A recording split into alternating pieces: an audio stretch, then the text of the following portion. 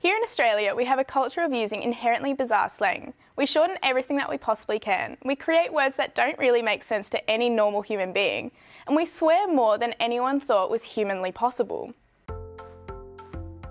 An example of a typical Australian conversation. Oi mate, you gonna come out tonight for a bevy? Ah mate, I'm gonna have to ask my missus.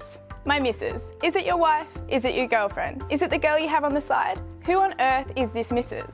I've heard missus way too often, and when reading an opinion piece recently written by Wendy Toohey in the Sydney Morning Herald, it sparked me to think about what the problem is with this term. Urban Dictionary provides us with a plethora of somewhat vague definitions, such as the woman whom a guy is whipped upon, dating, married or not.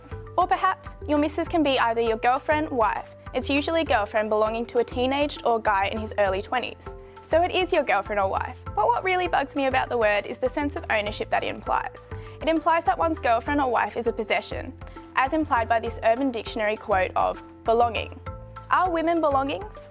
The recent scandal involving the departed ABC board chairman, Justin Milne, was founded on the fact he had allegedly called his managing director, Michelle Guthrie, the missus. According to Michelle Guthrie, it was rumoured to be used as a term for her quite regularly in the corporate environment. And this leads me to ask, how on earth is that acceptable? Wendy Toohey made a fantastic point in her article. I defy you to find a female executive who has fought her way to the top in our still patriarchal workplace hierarchy and then burns her image by referring to a senior colleague as her hubby. She would sound like a ditz and a twit. It would be credibility suicide. I believe that the term missus is still a bit degrading, particularly in the workplace environment.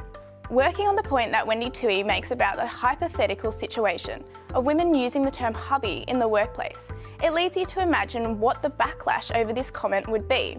Using terms seemingly of endearment or whatever motive they're used for in the workplace is just inappropriate. It might be a slightly bogan term, often meant with little bad intention, but I believe calling someone your missus needs to be left back in the 1950s. Missus, at least to me, implies possession and ownership, and often this isn't understood or isn't meant with that intention. So I suggest maybe we stop using it and refer to our colleagues without the colloquial term.